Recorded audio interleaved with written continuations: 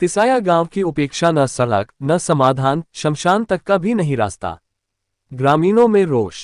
सरकार की smart city योजना और ग्रामीण विकास के दावे जमीनी हकीकत से कोसों दूर। सरकार भले ही स्मार्ट सिटी योजनाओं और गांवों को सड़कों से जोड़ने के बड़े बड़े दावे कर रही हो, लेकिन जमीनी सच्चाई कुछ और ही बयां कर रही है। तिसाया ग्राम पंचायत के अंतर्गत गुजर बस्ती से बैरवा बस्ती होते हुए प्रसिद्ध मनसापूर्ण बालाजी मंदिर और आसपास की आबादी आज भी पक्की सड़क जैसी बुनियादी सुविधा से वंचित है। भक्तों, बच्चों और आमजन को हो रही भारी परेशानी। मंदिर में दर्शन के लिए आने वाले श्रद्धालु हो या स्कूल जाने वाले छोटे बच्चे, सभी को कीचड़ और कच्चे रास्तों से होकर गुजरना पड़ता है। बरसात में हालात और भी बदतर हो जाते हैं। इतना ही नहीं, बालाजी मंदिर से गांव के शमशान तक जाने का रास्ता तक नहीं बना है, जिससे अंतिम यात्रा में भी ग्रामीणों को अपमानजनक कठिनाइयों का सामना करना पड़ता है। सुनवाई नहीं, समाधान नहीं। गांव के सरपंच ने बताया कि उन्होंने कई बार पंचायत समिति और जिला प्रशासन को लिखित में सूचना दी, लेकिन कोई कार्रवाई नहीं हुई। ऐसा लगता है जैसे तिसाया गांव विकास की प्राथमिकताओं से पूरी तरह बाहर कर दिया गया है।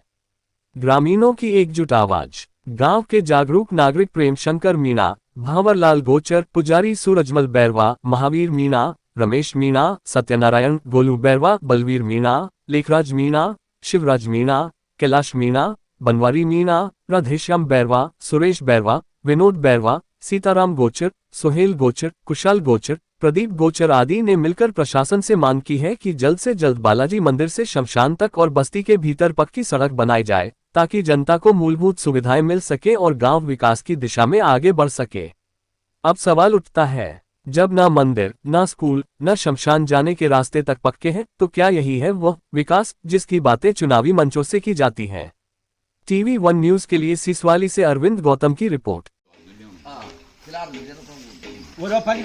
आपका नाम? सूरजमल। अच्छा, आप इस मंदिर के पुजारी हैं? हाँ जी। तो आपकी समस्याएं क्या हैं, जरा अवगत कराएं। मतलब जब आरती घर पर से निकलते हैं ना, जब पानी इतना पानी आता है और उसमें से आरती करवाते हैं। जब एक बार तो हमारा पैर भी फिसल गया और मतलब 4-4 फुट पानी हमारी पार करके आता हूँ और फिर यहाँ और निकला नहीं जाता है तो फिर गांव में जाता हूँ। गांव में जाता हूँ, वहाँ पुलिया आती है, पुलिया के ऊपर फिर वहाँ से निकल कर आता हूँ। तो इसमें पानी की करने में बहुत परेशानी होती है। रास्ते की सबसे बड़ी दिक्कत है आपके सामने? दिक्कत है, रास्ता नहीं है, गारा कीचड़ में कट के आता है।